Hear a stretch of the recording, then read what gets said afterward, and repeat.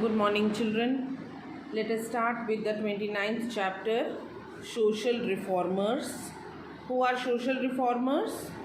ऐसे लोग जो सोसाइटी की एविल प्रैक्टिसेस को चेंज करते हैं, सोसाइटी में कुछ रेनोवेट करते हैं, कोई अच्छी चीज़ को डेवलप करते हैं, उन्हें हम सोशल रिफॉर्मर्स कहते हैं. People who advocate for reforms or bring change in society are called social reformers. यहाँ पे दुनिया के बहुत सारे सोशल रिफॉर्मर्स के नाम दिए हुए हैं, पिक्चर्स दिए हुए हैं और किस फील्ड में उन्होंने काम किया वो भी लिखा हुआ है. Let us go through the chapter children. The first one is red cross society. आपने डाल्टनगंज में भी देखा होगा रेड क्रॉस सोसाइटी. ये लोग in the field of medical practice they work a lot all over the world. तो red cross society को किसने फॉर्म किया था? Henry Durant. Then alphabet for blind. आपने पढ़ा होगा कि ब्रेल लिपि के बारे में, कैसे जो ब्लाइंड पीपल होते हैं वो लोग फील करके अल्फ़ाबेट्स को अपनी पढ़ाई करते हैं. तो उसे किसने बनाया, किसने उसका आविष्कार किया बोल लीजिए, या किसने उसकी शुरुआत की? Louis Braille. उन्हीं के नाम पर ब्रेल लिपि का नाम भी रखा गया है, Louis Braille. Then abolition of slavery. पहले क्या होता था, लोगों को गुलाम बना के रखा जाता था, तो उसको किसने ख़त्म किया? William Wilberforce. Then nursery system. Nursery system आपने कैसे, आप नर्सरी मतलब जहाँ छोटे बच्चों को रखा जाता है, पढ़ाया जाता है, छोटे प्लांट्स को भी जहाँ पे ग्रो किया जाता है उसे हम नर्सरी ही बोलते हैं. तो छोटे बच्चों से रिलेटेड है ये. तो उसको किसने शुरू किया? मारिया मॉन्टेसरी. इसलिए जो छोटी क्लासेस होते हैं उसे हम मॉन्टेसरी भी बोलते हैं. Then shorthand, sir Isaac Pitman. Nursing for the sick, Florence Nightingale. ये युद्ध के समय में इन्होंने बहुत जो मूर्छित हो जाते थे, जिन्हें चोट लग जाती थी, उनकी ये सेवा करती थी. फ्लोरेंस नाइटिंगेल इनका नाम है. And then women's right to vote. बहुत सारे देशों में औरतों को, विमेन को अधिकार नहीं था कि वो वोट कर सकती हैं. तो उसके लिए किसने लड़ाई की, किसने उन्हें ये हक दिलवाया? Then Emmeline Pankhurst. Her name is Emmeline Pankhurst. Okay children, now turn to your next chapter. Chapter number 35, international organisations. बहुत सारी ऐसी ऑर्गेनाइजेशंस हैं जो इंटरनेशनली वर्ल्ड लेवल पे काम करती हैं, तो इन ऑर्गेनाइजेशंस के बारे में हम इसमें जानेंगे. 4 options are given. You have to tick the right option. Start doing your work. Which of the following is not associated with the UNO? UNO के बारे में आपको पता है, United Nations Organization. It is an international organization, peacekeeping organization है. बहुत सारे इसके अलग अलग संस्थाएं हैं.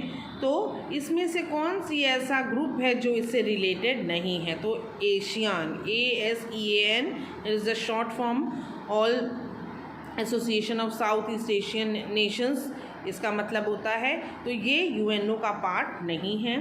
The chairmanship of the security council rotates among the council member. कितने दिनों के बाद या कितने साल के बाद या कितने महीने के बाद इसकी इलेक्शंस होते हैं चेयरमैनशिप के लिए सिक्योरिटी काउंसिल, जो कि UNO का एक पार्ट है. तो एवरी ईयर, हर साल इसके इलेक्शन होते हैं, यानी हर साल इसका चेयरमैन बदलता है.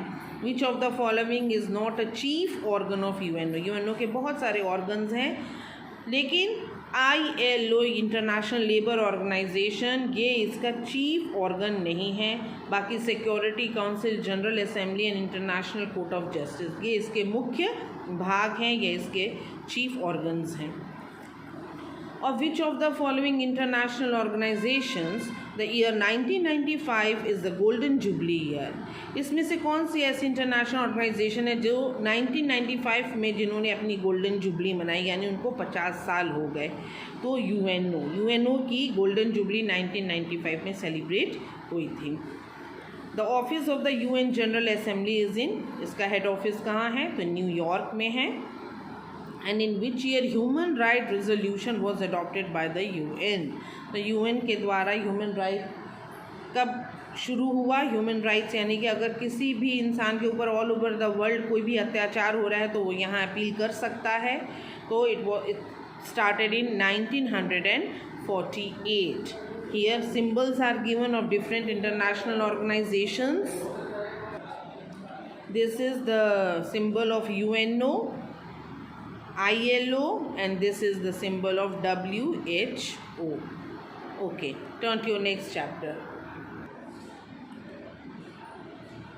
37th chapter, Great Monarchs of World, यानी दुनिया के बहुत जो नामी किंग्स थे, मोनार्क्स थे, उनके बारे में जानेंगे. पहला है, he was the Mongol emperor from 1260 to 1294 AD. He conquered China. His official state religion was Buddhism. यानी मंगोल का एम्परर था वो, और उसने चाइना को कॉन्कर किया, और वो बुद्धिज़्म का फॉलोअर था. उसका नाम है Kublai Khan. He ruled over Israel from 797 to 93 BC. He made a temple at Jerusalem whose remains are called the Wailing Wall. Jerusalem एक जगह है जहाँ उन्होंने इज़राइल में एक मंदिर का निर्माण किया, और इज़राइल पे उन्होंने 97 से 93 BC तक रूल किया. His name was King Solomon.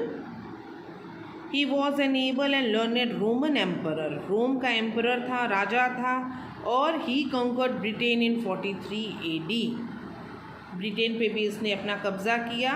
His name was Claudius. He became the king of Macedonia. यानी अभी जो हम ग्रीस जिसे बोलते हैं उससे पहले मैसिडोनिया बोला जाता था. In 33 BC he wanted to conquer the world. पूरी दुनिया पे अपना कब्जा जमाना चाहता था, but could not beyond India. India में आने के बाद उसके बाद वो आगे नहीं बढ़ पाया. उसकी वहीं पर जो यात्रा थी समाप्त हो गई. उसका नाम है Alexander the great. She became the queen of England in 1837. During her rain England progress by leaves and bounds. यानी बहुत प्रोग्रेस हुई. इंग्लैंड ने बहुत प्रॉस्परस उस वक्त टाइम देखा. हर फील्ड में उन्होंने प्रोग्रेस किया. तो उस वक्त की क्वीन कौन थी? क्वीन विक्टोरिया, जिनके रूल में इंग्लैंड ने बहुत प्रोग्रेस की. He was the king of Russia from 1682 to 1721.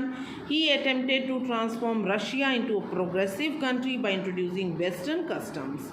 यानी पश्चिमी सभ्यता को लाकर उन्होंने रशिया के रंग रूप को बदल दिया. बहुत ज़्यादा ट्रांसफॉर्मेशन की रशिया में, और उनका नाम है Peter the great. He became the king of Prussia in 1740 and transformed his empire from a small state in Germany to a major power. यानी कि वो दुनिया की एक बहुत पावरफुल नेशन बन गया. प्रूशिया जो था, तो उस मोनार्क का नाम है Frederick the great. And the last one, he was the emperor of France from 1804 to 1815. He was a great French general emperor. France का ये एम्परर था जिसे हम नेपोलियन कहते हैं. नेपोलियन बोनापार्ट इनका पूरा नाम है. तो ये बहुत ही फेमस फ्रेंच एम्परर हैं जिनके रेन में फ्रांस ने बहुत ही प्रोग्रेस का टाइम देखा. Okay children, I hope you have followed this 3 chapters. Next we will continue the next video. Okay, thank you.